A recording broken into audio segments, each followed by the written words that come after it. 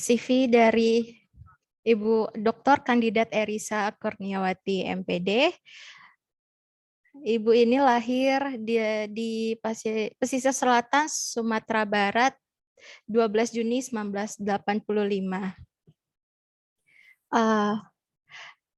Ibu ini merupakan S1 dari Bachelor of English Education Universitas Batanghari Jambi, Indonesia, S2 Magister of English Education Universitas PGRI Palembang, Indonesia, dan S3 Doctor of Science Education.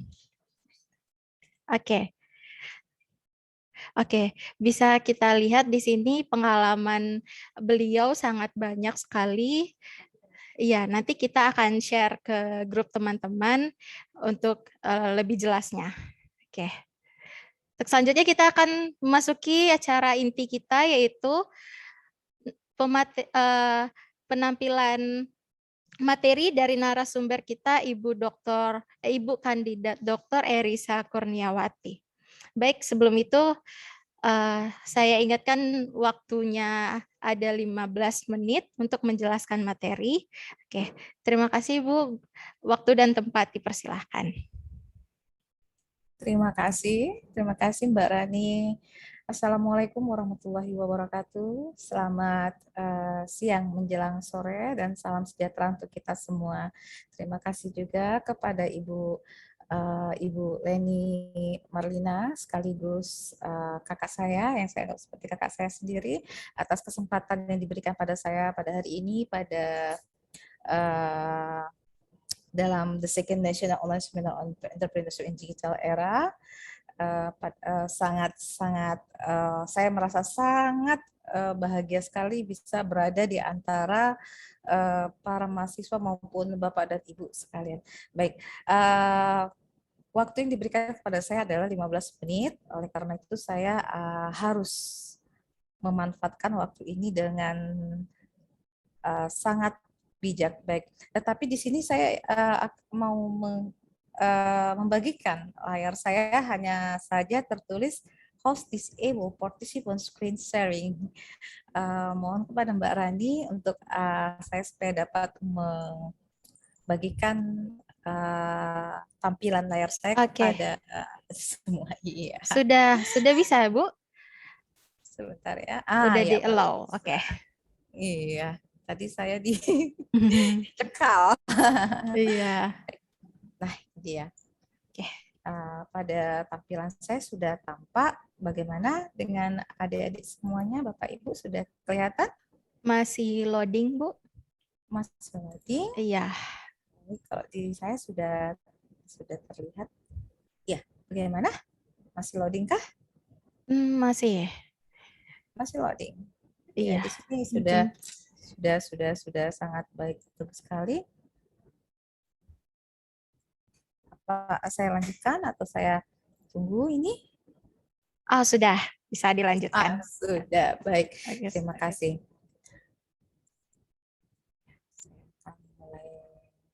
Mulainya.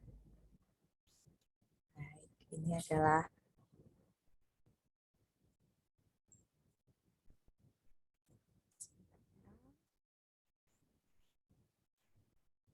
kita perbesar gambarnya. Sebagaimana telah disampaikan oleh Ibu Leni dan juga Mbak Rani, bahwa topik saya pada siang hari ini adalah pengenalan pasar modal bagi pengusaha muda. Siapa pengusaha muda itu atau calon pengusaha muda? Ini ada terlihat? Terlihat, Bu. Terlihat, Bu. Baik, terima kasih. Nah, tadi adalah CV saya. Ya, nama saya adalah Risa Kurniati. Alamat Gmail saya sudah terpampang beserta dengan nomor handphone dan platform sosial media saya di sini. Silakan bagi adik-adik semua jika ingin bertanya lebih lanjut, nanti sekiranya waktunya tidak cukup di sini, boleh bertanya lewat DM atau pesan di dalam inbox saya. Baik, topik saya adalah pengenalan pasar modal bagi pengusaha atau calon pengusaha muda. Nah, baik di sini di layar sudah terlihat ada beberapa platform ataupun ada beberapa perusahaan yang merupakan adalah perusahaan-perusahaan besar yang ada di Indonesia. Ini ada salah satu ada perusahaan Padang Saham, ada Garuda Indonesia, ada Telkom Indonesia, kemudian ada PT Gudang Garam, Indofood, Kalbe Farma, dan lain-lain. Nah, ini semua adalah perusahaan-perusahaan yang ada di Indonesia yang saat ini sedang jaya-jayanya maupun beberapa waktu lalu jelasnya jayanya. Maaf, tapi saya kok tidak bisa melihat apa-apa di sini ya. Oh ya, sudah. Tadi Sudah, Bu? Iya, sudah. Tadi menghilang semuanya. Iya. Iya. Seperti ada cerita. Nah, baik. Sebelumnya kita akan berbicara itu tentang pasar modal. Tetapi sebelum kita mengenal pasar modal, tentunya kita harus mengetahui dulu kenapa kita harus mengenal pasar modal di sini dan apa sih ruang lingkup dari pasar modal itu sendiri. Nah, sebelum kita masuk ke dalam pasar modal, tentunya kita mengetahui dulu apa-apa yang perlu kita ketahui ataupun yang kita pahami di sini untuk apa kita berada di dalam ruang lingkup pasar modal. Tentunya hal ini berkaitan atau sangat erat kaitannya dengan yang namanya investasi. Nah, sekarang investasi itu apa? Dan apakah investasi itu penting? Baik. Adik-adik semua, investasi itu adalah suatu bentuk penundaan konsumsi pada saat sekarang untuk masa yang akan datang. Nah, di dalam penundaan ini tadi ada terkandung resiko ketidakpastian. Apakah dia akan memberikan kita suatu keuntungan atau tidak? Nah, oleh karena itu dibutuhkan satu kompensasi atas penundaan yang kita lakukan. Nah, ini biasanya dikenal dengan istilah keuntungan dari investasi atau disebut juga dengan gain. Kemudian bagaimana kita bisa membedakan antara investasi maupun konsumsi? Seperti apa bentuk konsumsi, penundaan konsumsi yang saya maksud tadi? Baik, di sini ada beberapa aktivitas yang kita lakukan. Nah, sekarang tentu kita ingin tahu yang mana sih yang kita termasuknya dalamnya investasi dan yang mana di dalamnya termasuk dari konsumsi. Terkadang konsumsi itu bisa meliputi investasi. Konsumsi tidak bisa meliputi investasi, tetapi investasi bisa melingkupi konsumsi. Contohnya ketika kita membeli emas. Emas apakah adalah suatu kebutuhan?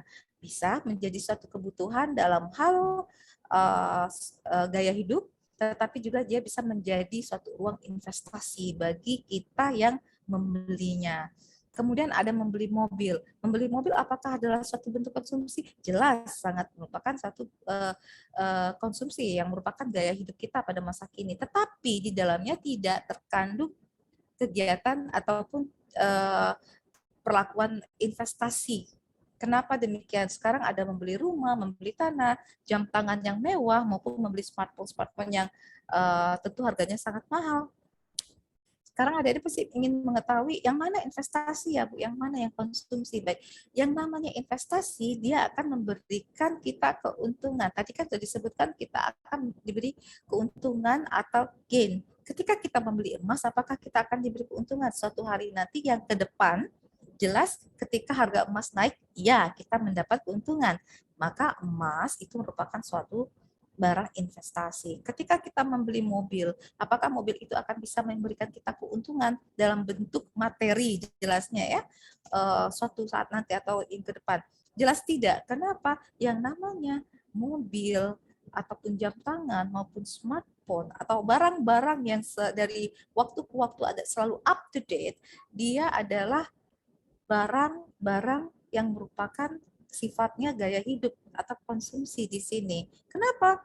Karena dia akan muncul lagi yang baru ataupun produk-produk yang baru, terbaruannya ada sehingga harganya yang kita beli saat ini ketika kita akan menjualnya dia akan datang justru dia akan mengalami penurunan. Nah, inilah yang disebut dengan tindakan konsumsi. Tidak ada ruang apapun di sini yang membenarkan bahwa ketika kita membeli jam tangan maupun smartphone adalah satu kegiatan investasi karena tidak memberikan keuntungan berupa materi di saat yang akan datang. Nah, jadi saat Membedakannya adalah investasi memberikan kita keuntungan, sedangkan konsumsi tidak. Ya. Kemudian, kenapa kita harus berinvestasi sejak dini? Nah, tentu ada banyak alasan yang melatar belakanginya. Pertama, kita memiliki keinginan. Keinginan kita itu banyak. Kita ingin mungkin membelikan, nah yang seperti tadi, kita ingin membeli mobil mewah. Kita ingin memiliki jam tangan yang terbaru, ya. Kita ingin membeli handphone yang sekarang keluaran yang terbaru, yang iPhone berapa begitu, dan lain sebagainya. Dan ini semuanya membutuhkan modal, membutuhkan uang yang cukup banyak. Nah, kalau kita tidak berinvestasi, tidak mengumpulkan uang sejak sekarang, tentu keinginan ini tidak akan bisa kita capai. Kemudian nilai inflasi yang kian waktu semakin meningkat. Kemudian agar kita nilai materi yang kita miliki juga semakin meningkat. Nah, butuh tidak nilai materi, butuh tidak kita kekayaan? Jelas butuh, ya, dalam segi apapun kita membutuhkan yang namanya materi di sini. Kemudian kebutuhan hidup kita yang kian hari semakin meningkat. Seperti adik-adik semua, ketika dulu adik-adik kuliah mungkin hanya cukup membawa buku, membawa pena ke kampus.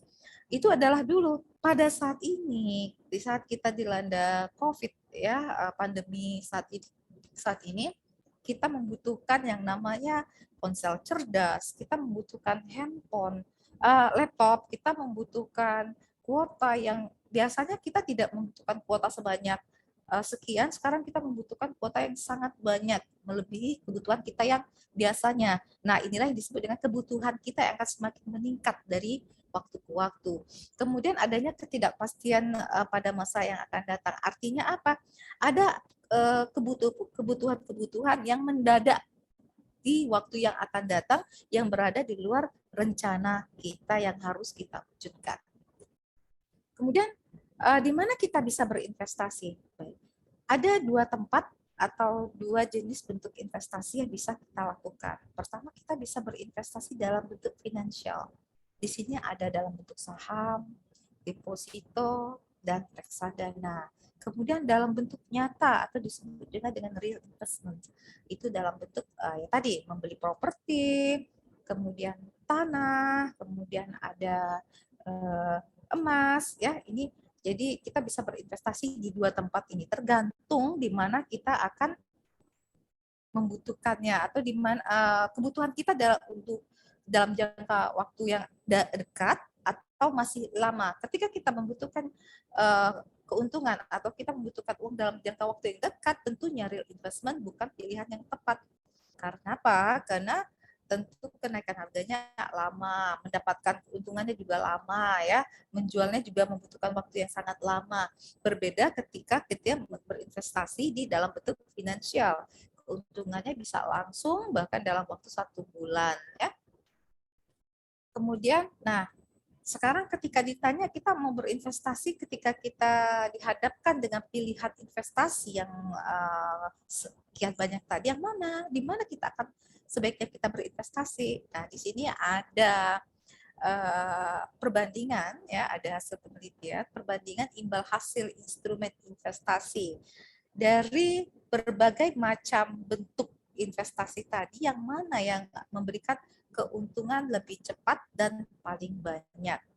Di sini tabungan dia menduduki tempat yang paling rendah, ya, artinya sangat kecil sekali untuk mendapat keuntungan dari dalam bentuk investasi tabungan. Kemudian disusul dengan deposito, kemudian surat berharga, ada properti emas. Nah, di sini sepakat bahwa yang memberikan nilai keuntungan yang paling cepat dan paling banyak itu berada dalam bentuk saham. Adik-adik semua, ketika kita berbicara tentang pasar modal, artinya kita berbicara tentang saham. Maka dari itu tadi saya memperkenalkan terlebih dahulu ada beberapa perusahaan, apa kaitannya dengan saham ini, begitu. Nanti kita akan ketahui bersama. Nah, ini adalah satu kegiatan transaksi jual beli yang sering kita temui sehari-hari di pasar. Apa yang bisa kita dapatkan di sini? Tawar menawar harga, ya, tawar menawar harga. kapan kita akan mendapatkan harga murah dan kapan kita terjebak dalam satu harga yang mahal. Dan prinsip ekonomi bahwa semakin besar penawaran, kemudian barangnya semakin sedikit, maka harga jual akan semakin tinggi. Ini sudah merupakan sifat atau bentuk dari ekonomi, ya, prinsip ekonomi. Ketika barang sedikit, permintaannya banyak, maka harga akan semakin naik. Dan sebaliknya, apa kaitannya dengan saham? Jelas ada kaitannya dengan saham. Kenapa? Ketika kita berkecimpung dalam pasar modal, artinya kita akan berkecimpung dalam suatu transaksi jual beli produk saham. Ya, seperti itu juga ketika kita mau menjual maupun membeli saham. Nah, dari tadi kita udah bicara saham. Oke, Ibu, saham itu apa? Apakah ketika saya membeli emas itu termasuk saya membeli saham? Ataukah ketika saya membeli mata uang saya termasuk membeli saham? Dan apakah forex itu saham ya, Bu ya? Nah, sekarang kita pahami dulu saham itu apa sebenarnya. Adik-adik semua, saham itu adalah tanda kepemilikan seseorang atau badan terhadap suatu perusahaan. Nah, itu dia saham. Jadi kita memiliki suatu perusahaan dengan membeli slot-slot yang ada di dalam perusahaan tersebut. Atau kita menanam modal di saham tersebut. Kemudian apa itu saham? Saham itu dikeluarkan oleh sebuah perusahaan yang berbentuk perseroan terbatas atau disebut juga dengan emiten. Kemudian saham itu apa lagi? Saham itu adalah pemilik sebagian dari perusahaan itu. Pemilik saham ya, pemilik saham tersebut juga pemilik sebagian dari perusahaan itu. Ketika kita berinvestasi dalam suatu perusahaan sebagai penanam modal, artinya kita memiliki sebagian dari saham yang ada di perusahaan itu. Artinya juga kita adalah pemilik dari perusahaan tersebut. Artinya juga kita adalah seorang investor, ya. Nah, sekarang apa sih tujuan dari investasi saham? Baik, tujuan dalam berinvestasi saham itu tidak jauh berbeda dengan kita tujuan berinvestasi secara biasa. Pertama tentu untuk tabungan kita ketika di hari tua nanti. Tidak ada yang tahu apakah kita ketika kita bisa mungkin menjadi saya akan jadi PNS satu saat nanti begitu.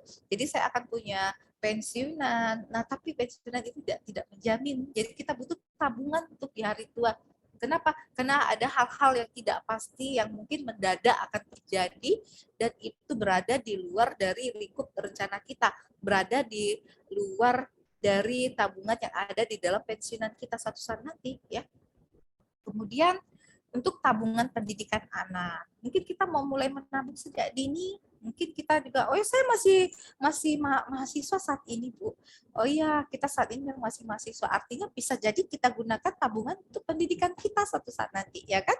Mungkin adik-adik semua mau melanjutkan ke S2 atau S3 tanpa merepotkan orang tua, kan bisa. Nah, kemudian salah satu bentuk alternatif investasi yang paling baik. Apalagi meningkatkan image untuk menjadi seorang investor yang cerdas, lalu meningkatkan wawasan dalam berbisnis secara global. Ya, ini dia tujuan dari kita berinvestasi saham. Beberapa waktu yang lalu banyak sekali yang meragukan tentang legalitas saham. Adik-adik, saham ini sudah diatur di dalam peraturan pemerintah, ini di dalam Undang-Undang Nomor 8 tahun 1995.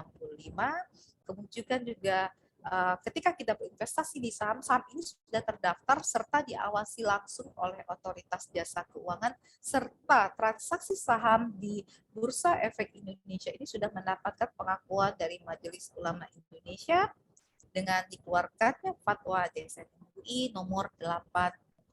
Jadi saham ini sudah legal, baik itu keberadaan maupun transaksinya sendiri di B, ya. Apalagi, oke, sekarang kita mau tahu seperti apa sih karakteristik saham itu sebenarnya, seperti apa bentuk saham itu. Baik, saham itu dividen atau dia memiliki hak memperoleh dividen. Kemudian kita sebagai pemilik saham memiliki hak suara dalam MPS. juga kita sebagai seorang pemilik saham dimungkinkan untuk memiliki hak dalam memesan efek terlebih dahulu, atau rights di sininya. Lalu juga terdapat yang namanya potensial capital gain atau capital loss. Ini dia beberapa karakteristik dalam saham, ya. Kalau tidak ada seperti ini artinya dia bukan saham. Oke. Nah, kemudian tadi dikatakan bahwa saham adalah artinya kita sebagai investor, kita menanam modal, kita pemilik dari suatu perusahaan. Bukan pemilik penuh, tetapi sebagian dari perusahaan tersebut. Sekarang perusahaan apa saja yang bisa kita beli? Kita kaya dong, iya bisa kaya dong, kita punya perusahaan, ya kan? Walaupun di dalamnya mungkin kita hanya menanam modal 100.000, tetap saja kita pemiliknya, ya kan? Jadi di sini ada beberapa perusahaan yang bisa kita beli. Ini beberapa, masih banyak juga yang lainnya. Ada perusahaan multi bintang, kemudian ada Bukit Asam, ada Krakatau Steel, lalu Antam. Antam ini kan emas, iya, tetapi kalau kita beli emasnya itu bukan berarti kita pemilik sebagian dari perusahaan Antam. Nah, kita harus membeli langsung atau saham atau kita menanam langsung modalnya di perusahaan Antam, ya. Jadi bukan dengan membeli emasnya. Lalu MNC, ada PT Gudang Garam, Indofood, Astra, Mandiri, Kalbe, dan lain sebagainya. Dan ini adalah perusahaan-perusahaan besar yang sudah tidak diragukan lagi keberadaannya di Indonesia. Baik, kemudian ketika kita ditanya, banyak sekali perusahaan yang ada di Indonesia, terus saya harus pilih yang mana yang paling bagus agar saya mendapatkan keuntungan yang berlipat-lipat ganda di sini. Oke, baik adik-adik. Untuk melihat, kita harus lihat dulu. Pertama, kita observasi dulu. Ya, observasi. Sama kita melakukan penelitian dong. Iya, observasi dulu. Mana perusahaan-perusahaan yang besar di Indonesia. Nah, kita pilih. Kemudian dari perusahaan tersebut, kita lihat alurnya. Kita lihat apa sejarahnya. Apakah dia pernah mengalami likuiditas atau tidak. Gitu. Jika dia mengalami kenaikan ataupun grafik keuntungannya itu normal, ya, tidak pernah terlalu jatuh maupun tidak pernah terlalu tinggi. Nah, itu yang bagus adalah ketika dia mengalami kenormalan dalam grafik pemerolehan keuntungan setiap tahunnya. Kemudian kita lihat kebutuhan konsumen pada saat ini. Apakah konsumen di Indonesia saat ini sangat membutuhkan kendaraan? Iya, betul. Konsumen di Indonesia memerlukan kendaraan. Apakah kita konsumen di Indonesia adalah seorang pengkonsumsi rokok yang nomor 1 di dunia? Jelas tidak. Kemudian apakah kita mengkonsumsi masyarakat Indonesia mengkonsumsi rokok yang sangat banyak? Iya, jawabannya iya. Tetapi kenapa di sini tidak ada?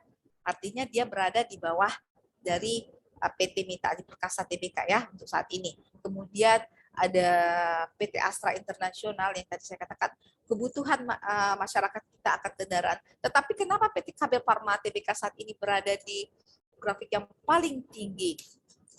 Baik, kita bisa lihat saat ini masyarakat kita sedang berada dalam pandemi COVID-19.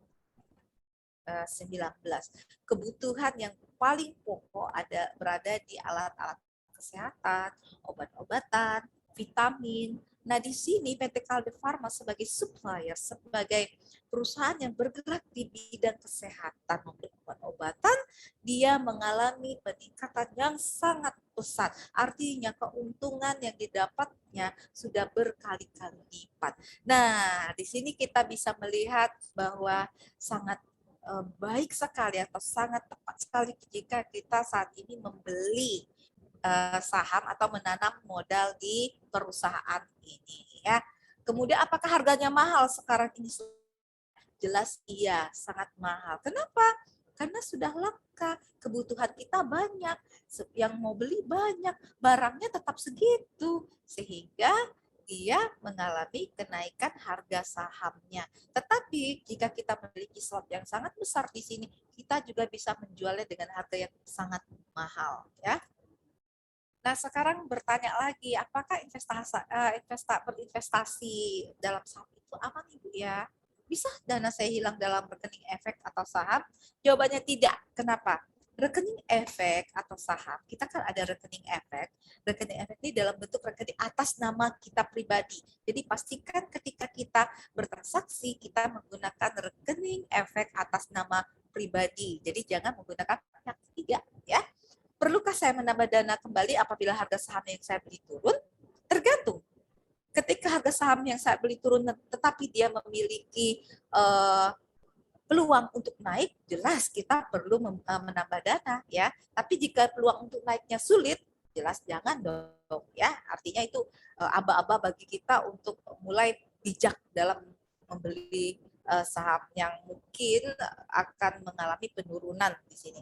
Kemudian, bisa tidak saham saya hilang jika diinvestasikan di pasar modal? Jawabannya tentu tidak akan pernah hilang. Ketika harga saham mengalami penurunan, kita mungkin bisa tahan. Ini untuk adik-adik yang sering bermain trading pasti paham sekali, ya.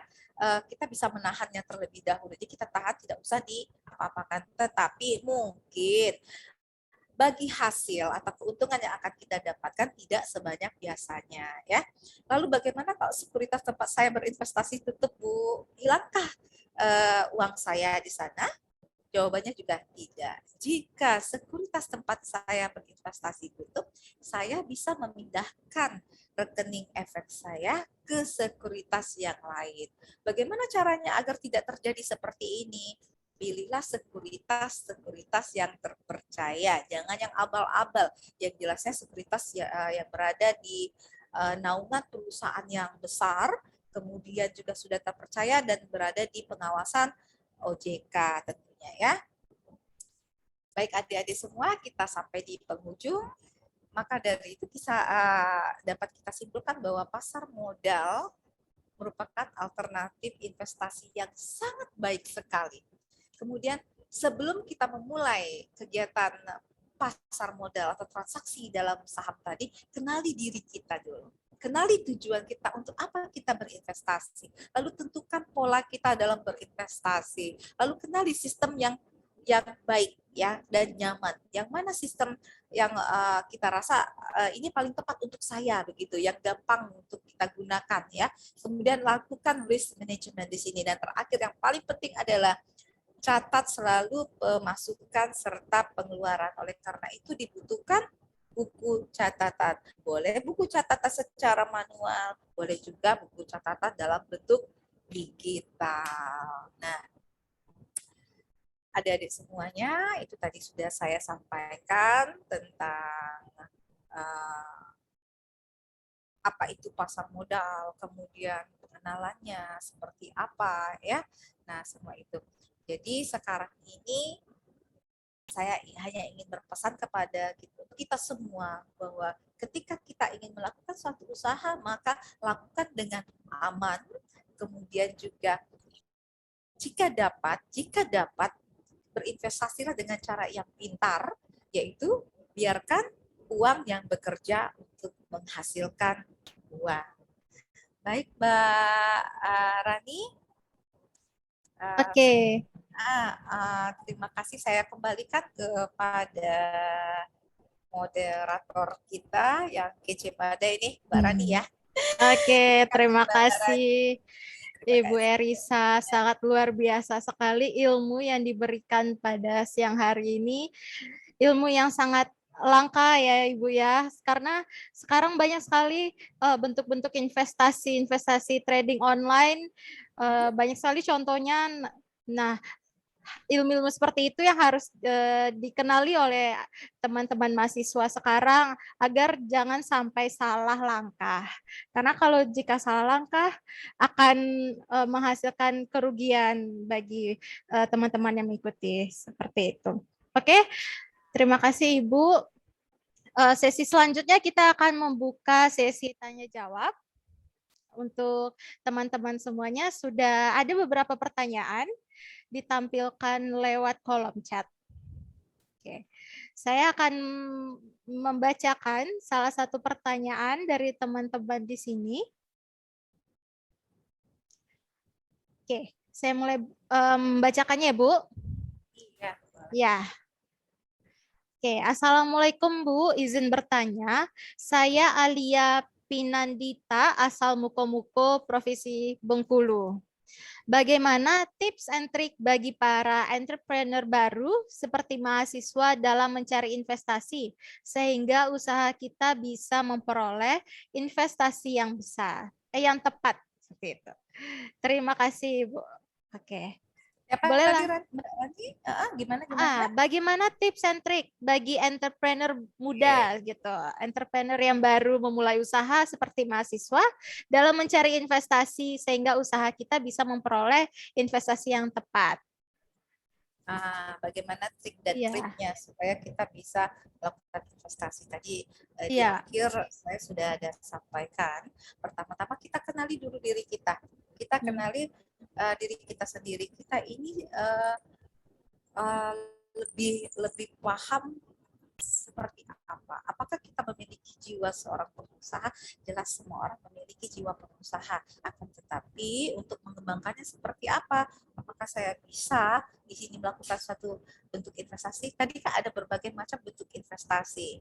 Nah, ya, kita kenali diri kita. Apakah saya pandai dalam membaca grafik? Jika iya, maka bermain atau berkecimpung di pasar modal adalah yang paling tepat. Jika saya lebih pandainya menyimpan untuk jangka panjang, mungkin dengan membeli barang atau membeli emas tadi bisa juga kita lakukan sedikit demi sedikit. Sekarang saya ingin berinvestasi di pasar modal. Nah, maka tadi pertama kenali diri kita, yang kedua tujuan kita berinvestasi itu apa? Untuk apa adik-adik semua mau berinvestasi? Apakah untuk kebutuhan yang saat ini atau sering kita gunakan, ataukah untuk kebutuhan jangka panjang? Jika iya, maka sudah dikatakan tadi berinvestasi dalam bentuk finansial adalah yang paling tepat. Saya pandai dalam bermain membeli jual beli di pasar modal, maka kita mulainya di dalam investasi dalam bentuk jual beli saham. Saya pandai bermain reksadana, maka kita memulainya dalam bentuk pembelian produk-produk reksadana. Tetapi tadi saya lebih mengutamakan kepada saham ya. Nah, di sini kita bisa memulainya dengan mempelajari tentang saham. Apa itu saham? Tadi kan sudah kita pelajari bersama. Sekarang kita memulainya dari mana? Tentu kita mulai dengan mengobservasi perusahaan-perusahaan yang bisa kita beli. Tadi ada banyak perusahaan yang ada di Indonesia. Kemudian saya bingung ini mulainya dari mana? Kan di situ lagi ujung-ujungnya Mbak Rania. Saya bingung ini Bu, mulainya dari mana gitu. Ya mulainya adalah dengan mendaftar di perusahaan atau sekuritas-sekuritas yang ada di Indonesia. Ada banyak perusahaan yang menangani sekuritas di Indonesia. Contohnya sekuritas BCA, ya kan? Lalu ada sekuritas Mandiri. Lalu juga ada yang namanya sekuritas BNI. Nah, sekuritas-sekuritas ini adalah perantara atau wadah bagi para investor untuk melakukan transaksi jual beli saham. Nanti kita masuk ke dalam, kita mendaftar rekening efeknya, kita akan dipandu oleh petugas sekuritasnya untuk membuat akun rekening efek ya. Jadi akunnya itu atas nama pribadi kita sendiri. Berbeda tidak Bu akun rekening efek itu dengan akun rekening tabungan biasa? Ya, berbeda. Jadi ketika kita mendaftar di sekuritas, kita akan diminta untuk membuka akun rekening efek namanya di sekuritas itu sendiri. Nah, di sana kita memasukkan seperti rekening biasa, tetapi dia hanya digunakan untuk transaksi jual beli saham, ya. Di sana kita top up seperti top up gitu, tapi rekening dia ada bentuk rekening. Kita top up di sana, kita masukkan uang kita, lalu kita buka platform sekuritasnya apa. Salah satu contoh sekuritas yang ada itu misalnya MOST atau disebut dengan MOS yang berada di bawah naungan Sekuritas Mandiri. Nah, di sana kita bisa buka, lalu akan terpampang di sana berbagai macam atau banyak jenis perusahaan yang bisa kita beli slot-slot sahamnya. Kita bisa lakukan seperti transaksi seperti biasa. Tapi sebelum kita analisa dulu yang mana ini yang akan menghasilkan keuntungan yang besar. Tadi sudah saya katakan ada banyak perusahaan yang berada di dalam persekuritas tersebut, dan sekuritas itu hanya perantara. Sementara rekeningnya adalah rekening kita sendiri. Nah di sana kita bisa membeli mulai dengan harga 100.000 per slotnya. Jadi seperti kita melakukan hal biasa, tetapi langkah pertama adalah mendaftar di sekuritas-sekuritas yang terpercaya. Jangan yang abal-abal. Awas, banyak sekali sekuritas yang sudah dibekukan oleh OJK. Nah ini sangat berbahaya. Jadi pilihlah sekuritas yang tepat, tentunya dari perusahaan-perusahaan yang terpercaya yang ada di Indonesia. Ya, Mbak Rani. Oke, terima kasih Bu Erisa. Sangat jelas sekali jawabannya ya Bu untuk pertanyaan dari Alia Pinandita. Oke, semoga bisa dapat dipahami oleh teman-teman semuanya. Bagaimana tadi tips and trik bagi kita sebagai mahasiswa selaku entrepreneur muda untuk dapat memilih saham yang baik dan benar agar tidak salah langkah. Oke, terima kasih. Mungkin masih banyak sekali pertanyaan dari teman-teman, bisa ditanyakan lewat inbox-nya Ibu Erisa saja langsung karena waktu yang tidak memungkinkan untuk melanjutkannya ya Ibu ya. Oke, iya. Mbak Rani, bentar mohon izin Mbak Rani. Iya. Nah, jadi begini nanti Mbak Erisa, yang video ibu kita Bu Erisa yang sudah diserahkan ke panitia, setelah acara ini akan dimasukkan ke channel resmi Star Moonshine Education Community. Jadi pertanyaan-pertanyaan yang di chat tadi juga akan masuk ke dalam kolom komentar video tersebut Mbak Erisa. Nanti kita mohonkan kepada Ibu Erisa menjawabnya juga di kolom komentar seperti itu. Jadi 100 orang partisipan akan bisa tersalurkan di situ dan bisa dilihat oleh publik. Jadi hari ini Alia Pinandita yang beruntung ya Mbak Rani, moderator yang terbacakan. Bukan berarti yang lain diabaikan, tetapi yang lain itu insya Allah akan kami tindak lanjuti di kolom komentar video akun channel YouTube. Begitu Bu Erisa. Terima kasih. Baik, ya. Terima kasih.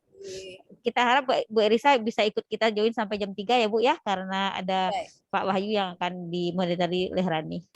Terima kasih Rani. Ibu. Iya, sama-sama. Baik, terima kasih Bu Erisa atas waktu dan kesempatannya memberikan kita materi yang sangat luar biasa mengenai pasar modal atau investasi. Oke, untuk sesi selanjutnya kita akan dilanjutkan materi oleh Bapak Wahyudi Saryadi. Apakah Bapak sudah ada di tempat? Siap Mbak, sudah ready. Oke, saya ikut belajar saham ini tadi Mbak. Oh iya, terima kasih Pak. Mas kameranya, Mas Wahyu kameranya diwain dikit lagi Mas. Ya gitu Mas, baru kelihatan Mas. Thank you, aturnuhun. Oke. Acara selanjutnya kita akan melanjutkan sesi seminar oleh Bapak Wahyudi Saryadi SPD, yaitu materi tentang edupreneurship di era digital, inspirasi dan motivasi on edumind.com. Oke, sebelum itu saya akan menampilkan CV singkat dari Bapak Wahyudi. Oke, bisa teman-teman lihat, Bapak dan Ibu lihat. Ini merupakan CV singkat dari Bapak Wahyu Saryadi, Sarjana S1 Pendidikan Matematika 2012 di Universitas Veteran Bangun Nusantara Sukoharjo. Itu sekarang Bapak sebagai guru matematika di SMK Negeri 1 Giri Tontro Kabupaten Wonogiri Jawa Tengah. Tuh Bapak. Iya. Oke, ini tampilan dari CV Bapak Wahyu Saryadi. Oke, terima kasih. Oke, selanjutnya saya selaku moderator mempersilahkan waktu dan tempat untuk Bapak Wahyu menjelaskan materi mengenai edupreneurship di era digital. Oke, terima kasih waktu dan tempat. Persilahkan Bapak. Oke, bismillahirrahmanirrahim. Assalamualaikum warahmatullahi wabarakatuh. Waalaikumsalam warahmatullahi wabarakatuh.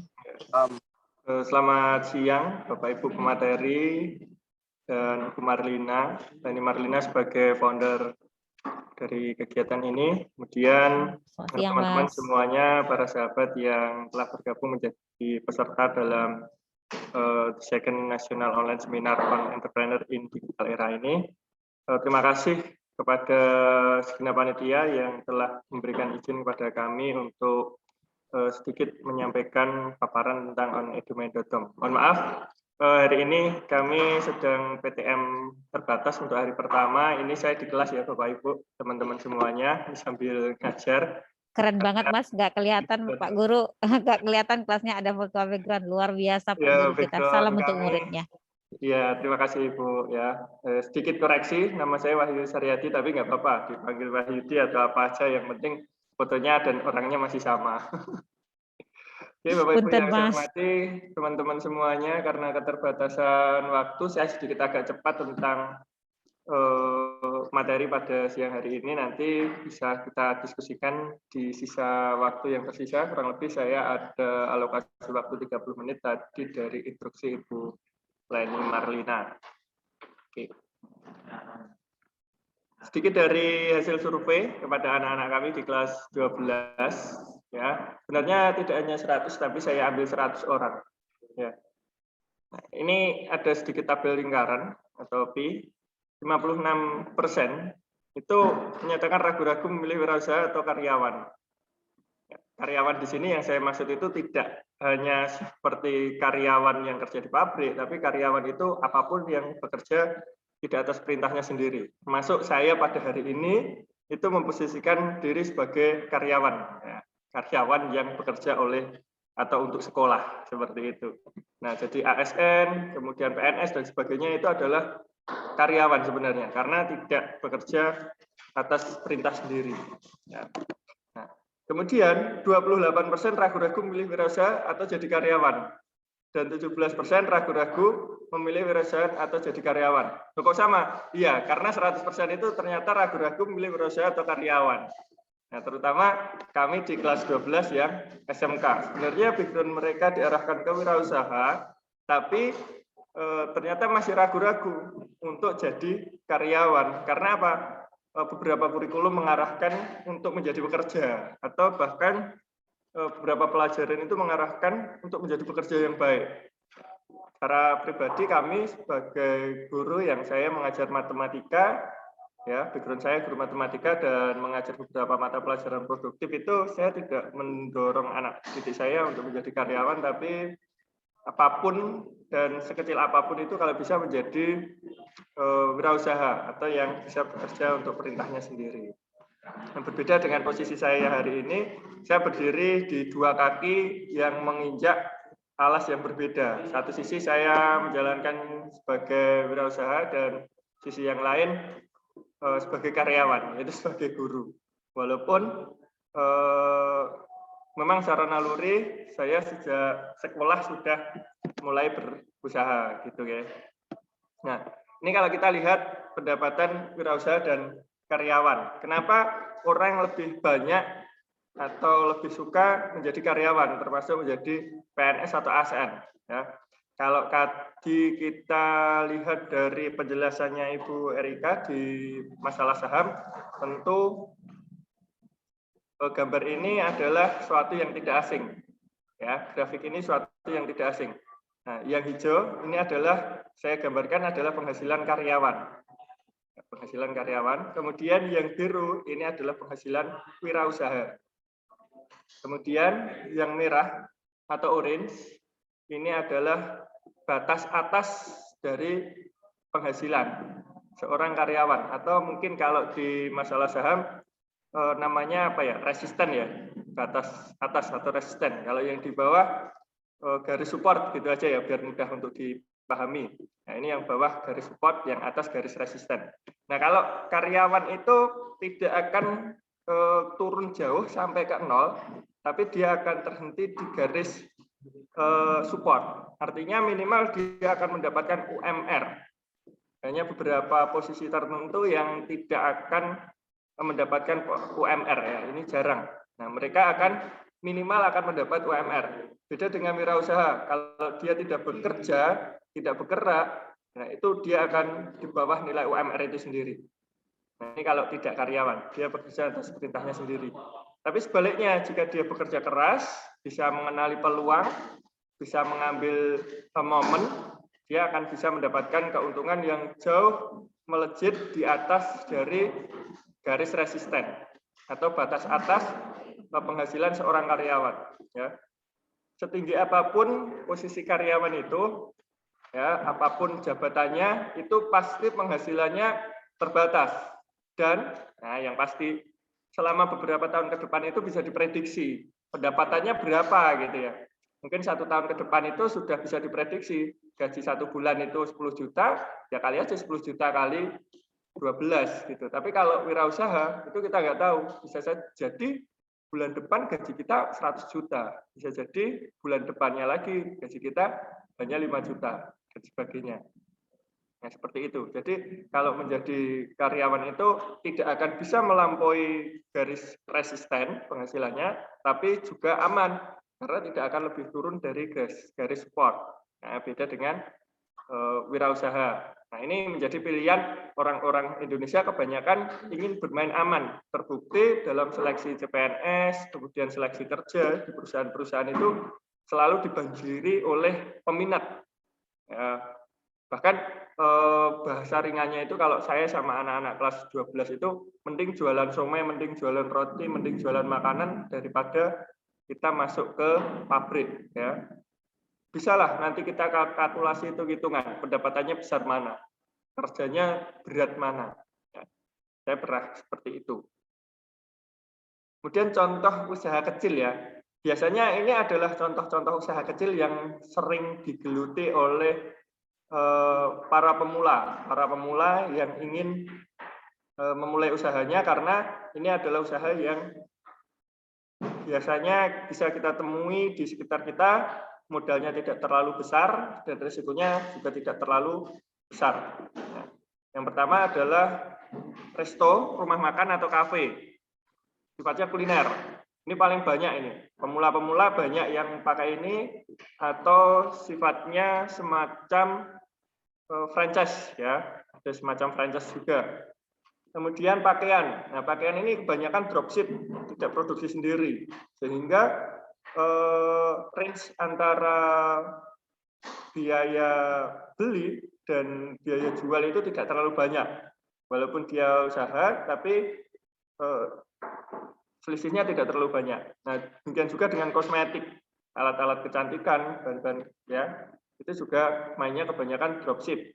Nah, dia terafiliasi dengan produk-produk tertentu. Kemudian ada juga yang jamu tradisional, kemudian produk lokal, ya, produk lokal tertentu, misalnya terkait dengan pakaian, makanan dan sebagainya. Kemudian yang punya lahan lebih luas itu main di aman kos, ya, kos, ya, buat rumah atau kamar sekian petak dibuat kos. Nah, kemudian juga laundry. Kalau berada di daerah yang dekat dengan kampus, dengan sekolah itu laundry sangat menarik.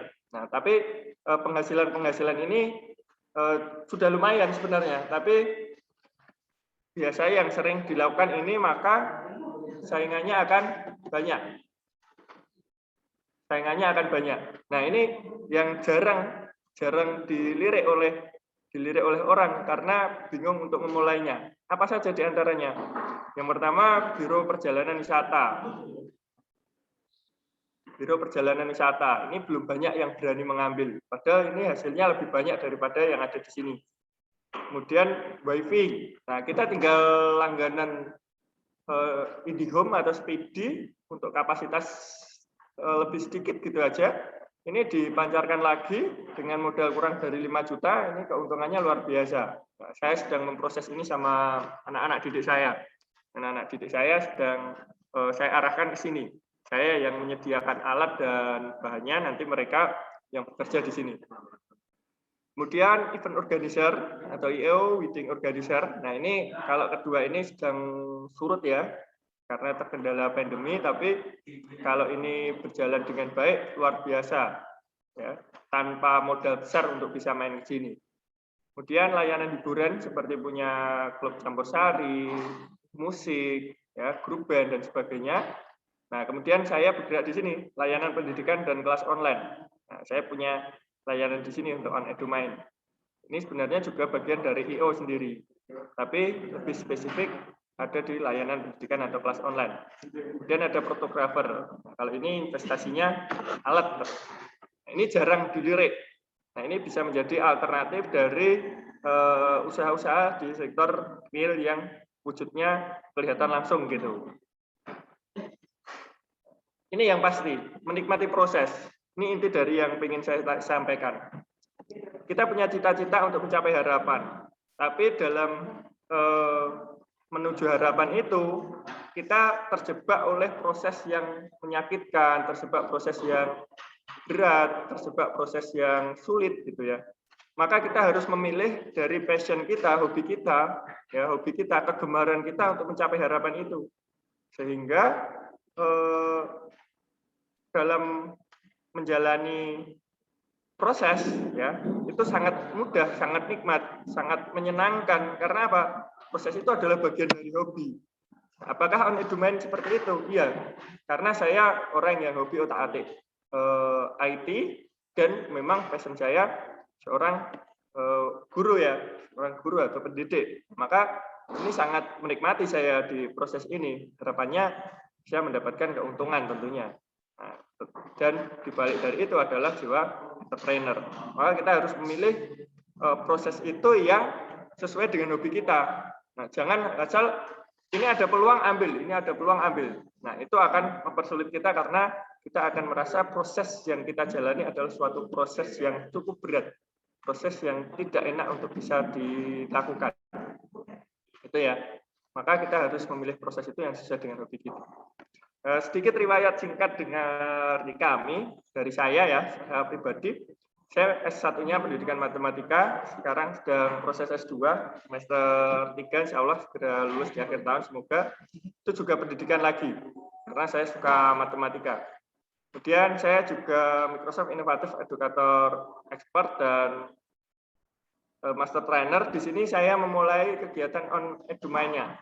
Jadi dengan berkecimpung di dunia trainer, di trainer media pembelajaran, maka saya bisa merintis onedumind.com ini.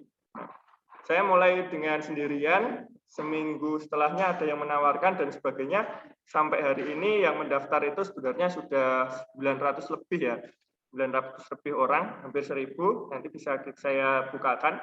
Itu belum bisa saya follow up karena saya belum tahu benefit apa yang saya tawarkan kalau dia menjadi anggota dari onedumind.com. Maka saya belum bisa memberikan follow up dari pendaftar-pendaftar itu, tapi di website itu saya buka. Nah, kemudian wirausaha apa yang pernah saya rintis atau saya jalani? Nah, ini yang pertama pengetikan dan servis komputer. Ini saya jalani mulai kelas 3 SMK. Saya dulu SMK juga, SMK Mekanik Otomotif ya. Nah, servis dan pengetikan komputer. Ini asal dulu lah. Pengetikan komputer itu saya mulai dari pengetikan komputer pinjaman, kemudian cukup untuk membeli tinta dan kertas, printernya pinjaman, sering error otak-atik, saya berani buka layanan servis. Kemudian saat kuliah itu bisa saya sambil jual beli laptop dan HP ya, jual beli laptop, komputer, dan HP. Bahkan saya bisa punya kios pulsa atau counter pulsa, itu saya jalani sambil kuliah. Jadi kuliahnya saya nggak kos bolak-balik karena saya harus jualan di sini. Jadi menjalani ini selama perkuliahan. Nah, kalau saya kuliah, kakak saya yang membantu menjaga. Jadi saya belum pakai karyawan, skalanya kecil, tapi insya Allah dari sini saya bisa lulus S1, tanpa bantuan orang tua, karena background saya bukan dari keluarga yang mampu. Kemudian percetakan, ya ini percetakan advertising ya, Mas. Ini advertising ini masih jalan sampai sekarang. Ya. 2 hari yang lalu saya dapat order sampai 3 juta lebih untuk membuat MMT di sekolahan. Ya, kebanyakan urusan percetakan di sekolahan masuknya ke kami, ke saya. Ya. Kemudian saya pernah buka layanan membuat website dan blog. Kemudian pemateri workshop tentu ini juga linear dengan OnEdumind dan beberapa kegiatan saya yang lain. Kemudian layanan online di onedumind.com. Ya.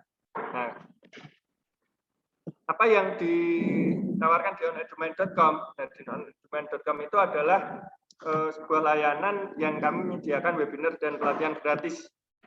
Nah, benefitnya apa? Nah, di onedumind.com itu kami menyediakan, kalau teman-teman akses daftar onedumind.com atau langsung tulis onedumind.com,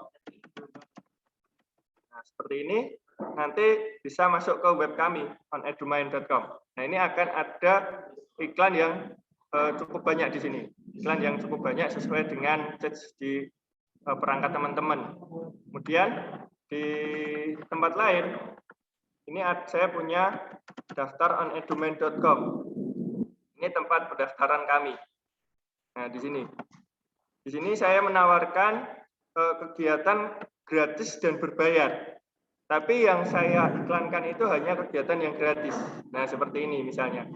Kegiatan gratis ini saya iklankan atau saya promosikan ke grup-grup yang saya ikuti, ke teman-teman dan sebagainya.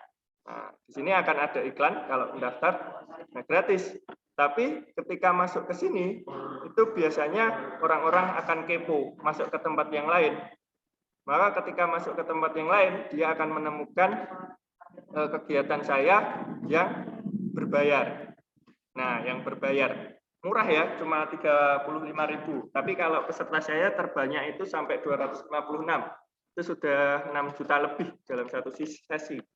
Ya, ini cuma seperti itu. Jadi saya tidak mempromosikan kegiatan berbayar saya, cuma menautkan ke dalam blog pendaftaran, mereka akan masuk sendiri ke sini kalau yang minat. Nah, ini soft selling ya, soft selling dari kami.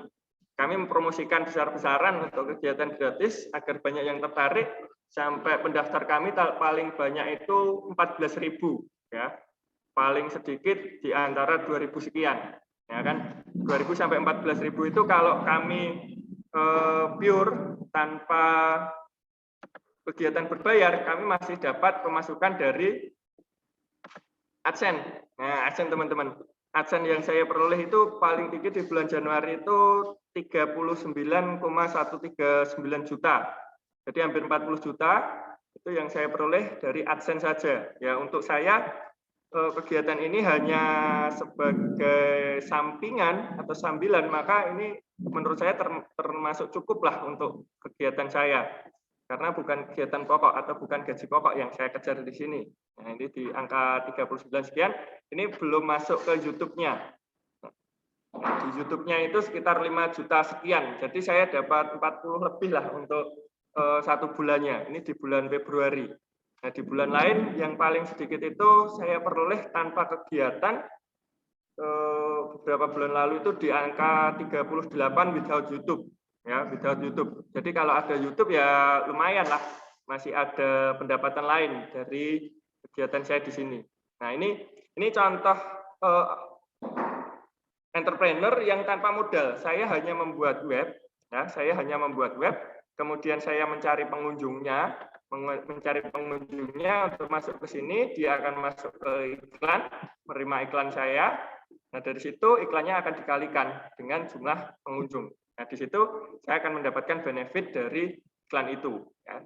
Nah, paling banyak tadi ya sekitar 40 juta sekian, paling sedikit saya 38 juta sekian without YouTube. Itu di beberapa bulan lalu ketika Lebaran kalau nggak salah, karena saya harus off di Lebaran. Ya, itu gambaran sedikit dari onedumind.com, salah satu referensi untuk macam contoh yang bisa kita ambil selain bekerja di bidang sektor-sektor real yang langsung bisa dilihat saja, tapi banyak contoh referensi yang bisa kita ambil untuk berwirausaha. Nah, termasuk hari ini saya memakai baju korpri, artinya saya sedang posisikan sebagai karyawan ya, mohon maaf buat teman-teman, tapi tidak meninggalkan itu semua. Saya tetap ada kegiatan yang tadi GLC. Di bulan ini saya masih ada 2 kegiatan. Yang pertama tentang 21 CLD, itu yang tadi saya buka, kemudian yang satu lagi nanti ada paperless ya, workshop itu di akhir bulan ya. Target saya di bulan ini sekitar 15 juta untuk dari AdSense, kemudian dari YouTube-nya sekitar 3 sampai 4 juta. Ya, itu tanpa modal ya, saya cuma sama teman-teman, kemudian benefitnya kita berikan bagian kepada teman-teman. Tapi pengelolaannya tetap di kami. Ya, kurang lebih itu teman-teman, masih ada 10 menit. Tadi agak cepat, mohon maaf karena waktu saya 30 menit. Saya kembalikan ke Mbak Rani sebagai moderator. Silakan Mbak Rani. Oke, terima kasih Bapak Wahyu atas ilmu yang luar biasa sekali, sangat berkesan bagi teman-teman kita semua. Ya, benar sekali, banyak sekali contoh usaha-usaha untuk bagi wirausaha muda ya Bapak Wahyu, bukan hanya saja berjualan, tapi juga bisa dalam bentuk membuka website seperti itu atau bidang-bidang lainnya. Oke, kita lanjut pada sesi tanya jawab. Untuk teman-teman sekalian bisa melewati kolom chat. Oke, ada beberapa pertanyaan yang sudah muncul. Boleh saya izin bacakan ya Bapak?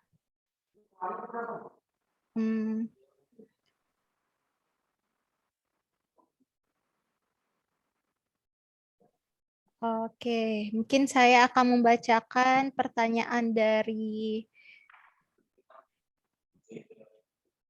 sudah banyak yang muncul. Dari Ananda Sri Rahayu, Prodi Psikologi, asal Sawalunto. Oke, izin bertanya Pak, bagaimana cara supaya usaha kecil yang kita jalani bisa mendapatkan penghasilan yang lumayan dan tidak kalah dengan usaha-usaha lain yang lebih berpengaruh? Nah, boleh langsung Bapak Wahyu untuk menjawab. Oke, terima kasih Mbak.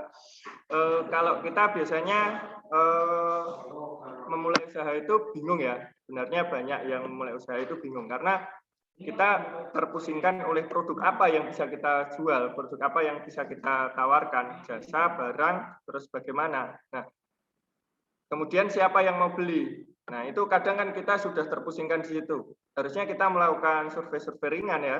Survei ringan, ya, tanya pada teman, kemudian lihat di sekitar kita, apa yang mereka butuhkan. Ya, apa yang mereka butuhkan, kemudian kita sediakan di situ. Saya juga nggak tahu ya On Edumain itu akan bertahan sampai kapan, karena ini melejit karena ada pandemi. Sebelum pandemi kan saya biasanya kebanyakan di offline. Kalau di offline itu kan range pembayaran itu kan hanya di sekitar angka-angka sesuai dengan indeks ya, sesuai dengan indeks, yaitu di sekitar 750 sampai 2 juta per hari.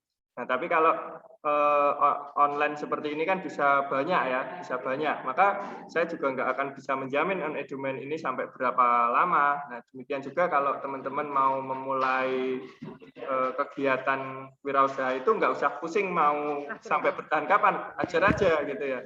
Terutama yang menggunakan modal-modal kecil ya harus berani mencoba. Nah, saya pinginnya bahkan dari output ini ada tindak lanjut yang mungkin kita bisa bekerja sama gitu ya, saling menguntungkan apa yang bisa saya bantu dan kita bisa saling mengisi dalam hal apa gitu ya. Karena saya senang membuka jaringan, semakin banyak teman itu semakin banyak membuka lapangan kerja. Nah, termasuk saya untuk menjadi pemateri di onedumain.com itu juga dari teman-teman ketika saya membuka jaringan kegiatan-kegiatan online yang gratis dan seperti ini. Gitu, Mbak.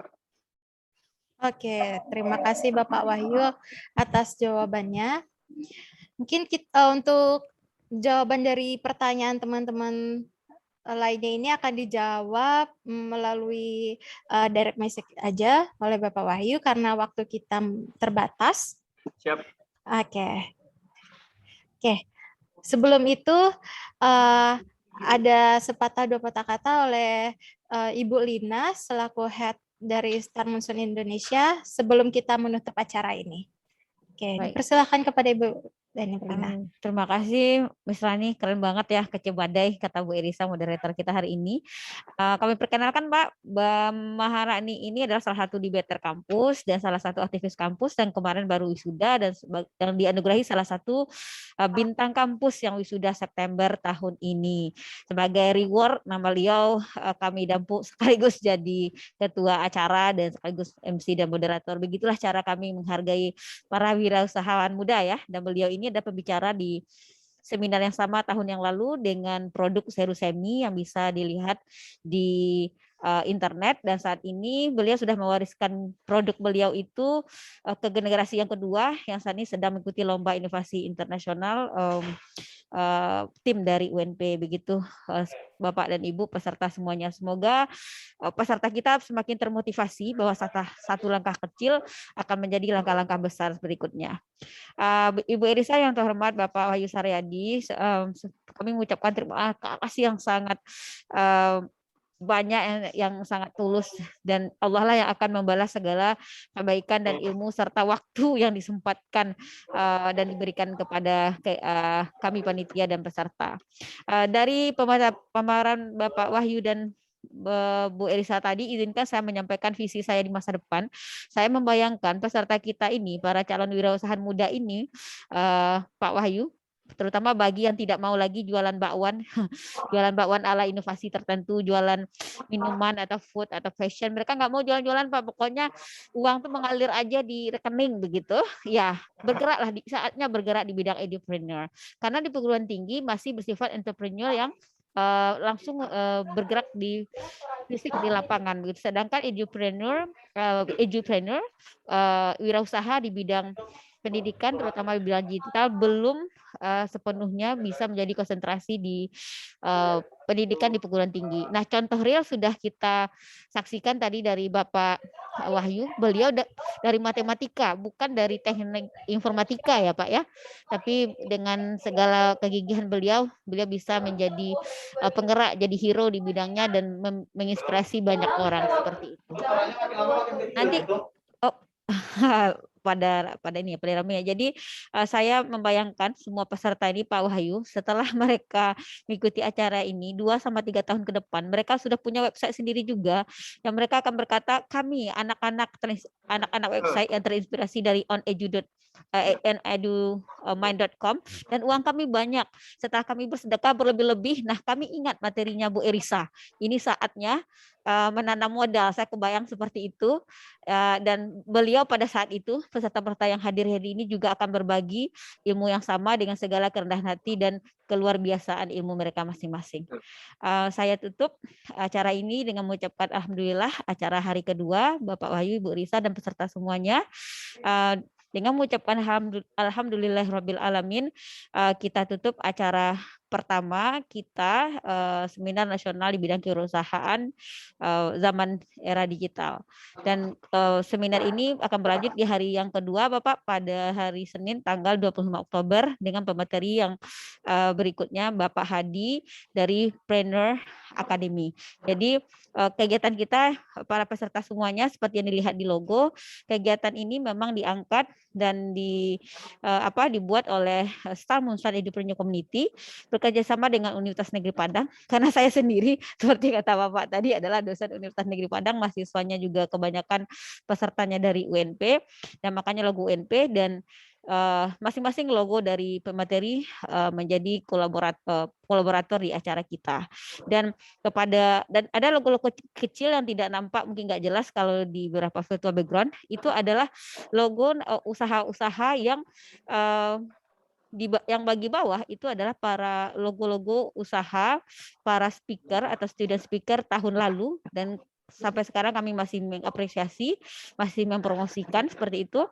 Dan yang di atas adalah logo-logo student speaker yang mengisi acara minggu ini dan minggu depan melalui via WhatsApp. Jadi begitu Pak, via WhatsApp kami siapa yang bisa melihat, siapa yang mendengar, tidak ada masalah Pak. Kalau ketinggalan ada ada kuliah dan bentrok, mereka bisa melihat lagi. Nah, bukti aktivitas dan keaktifan para peserta, baik yang mahasiswa saya dari Universitas Negeri Padang maupun para peserta lain di seluruh Nusantara, kami mohonkan nanti jika sudah ada link video dari pemateri yang sudah kami upload di channel Star Munsan Entrepreneur Community, mohon kerjasamanya untuk menunjukkan keaktifan dengan memberikan ulasan atau pertanyaan seperti itu.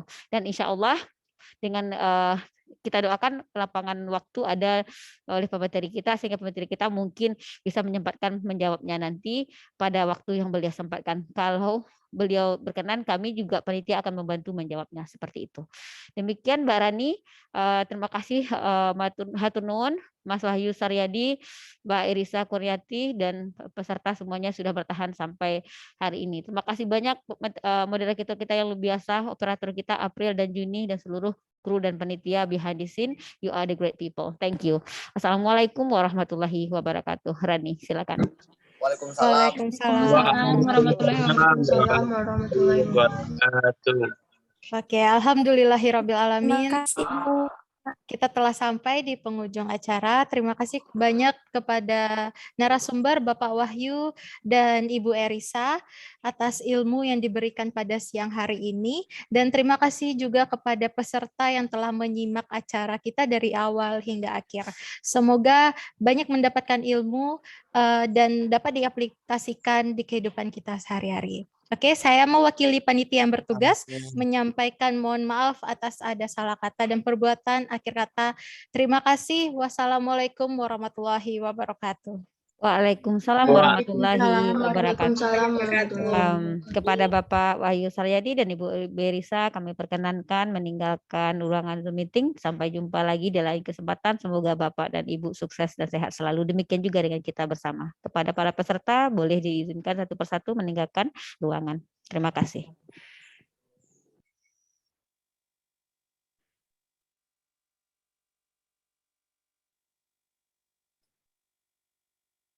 Oh, kayaknya ada anak-anak ibu yang bertahan ya, 78 ya. Agak lambat surutnya live meeting ya. Berarti nggak kuliah nih anak-anak ibu ya?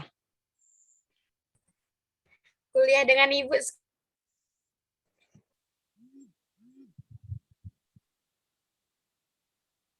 Ya, kuliahnya kan dengan ibu sampai